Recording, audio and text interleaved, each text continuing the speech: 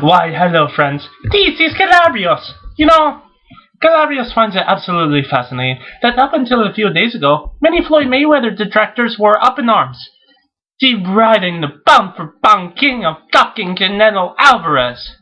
Now, all while Mayweather was focused primarily on securing that fight for the fans, they stayed seeing articles of making wrongful assumptions and giving Mayweather props for taking on the most difficult challenge available, which Calabrios felt would have been entirely appropriate for such a wrongful accusation. Fans and critics alike are accusing Mayweather of hypocrisy now that he's fighting Canelo at a catchweight of 152 pounds, saying that the Cotto fight is evidence. This is absolutely ludicrous. And here's why. In the build-up into the Cotto fight, Floyd Mayweather never said, well, I'm never going to fight the catchweight again. He had the utters those words, and then agreed to a catchweight with Canelo, then sure, that would be grounds for calling him a hypocrite. Now, but that's not what happened. Mayweather was simply providing a point, insisting that he fight the best Miguel Cotto, and the best Miguel Cotto was at 154, not trained, he hydrated down to 145-pound catchweight set by Manny Pacquiao. Now, this is the key most people are overlooking. Mayweather's purpose for stressing this distinction in weight between his upcoming fight with Cotto and Pacquiao's fight with Cotto was twofold.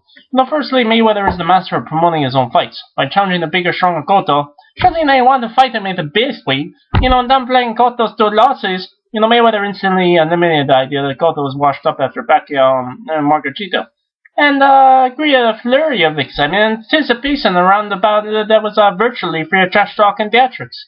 Now, because of the high-risk scenario Mayweather painted, the Cotto fight became the second highest-grossing non-heavyweight pay-per-view of all time. Mayweather's guaranteed person of $32 million set the record for the largest single-fight purse in boxing history. This is exactly what Mayweather intended all along. Now, secondly, Mayweather was at the point was ranked number 2 pay-per-view fighter on many PVP lists. Now, one is stressed the difference between himself and Pacquiao. And, he was, who he was constantly being compared to and outshined by the eyes of many critics. Helping to this fight, it was Pacquiao who had been fighting Mayweather's leftovers. De La Hoya, Houghton, Mosley, and in each instance, critics argued that, Pacquiao was Mayweather's superior because of the results. Pacquiao stopped De La Hoya, where Mayweather went the distance.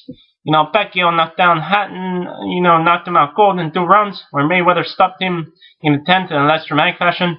And Pacquiao not only dropped Mosley, which Mayweather failed to do, but he also won by a wider margin.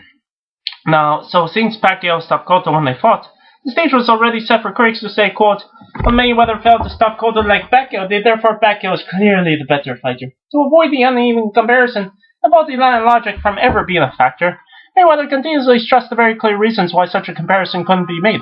That was why he was so focused on not fighting a catchweight in that particular fight. It's that simple. Selling the fight and setting himself apart from Pacquiao were Mayweather's goals in fighting Cotto, and Mayweather successfully accomplished those goals. Now, how that single fight with these twofold purpose, which Mayweather was the challenger, another thing people are forgetting, supposedly set the precedent for the remainder of Mayweather's fights. He's beyond me. But suddenly, now they agreed to 152 catchweight with Alvarez, which Alvarez suggested no less, Mayweather is a hypocrite? Calabrios thinks not.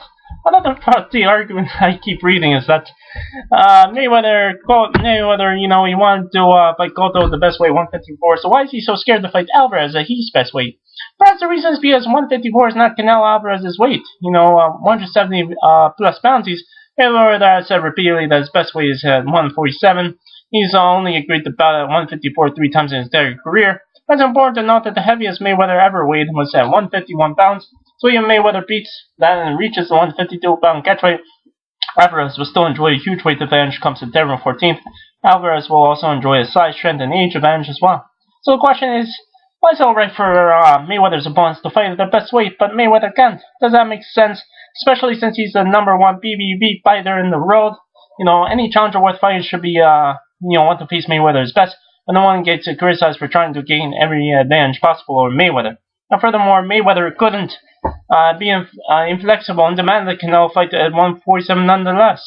But he didn't do that. They didn't even split the difference. He's moving up more than Canelo moving down. But Mayweather still gets no credit for that. Also, let's not forget who was begging for this fight. It was Canelo, not Mayweather.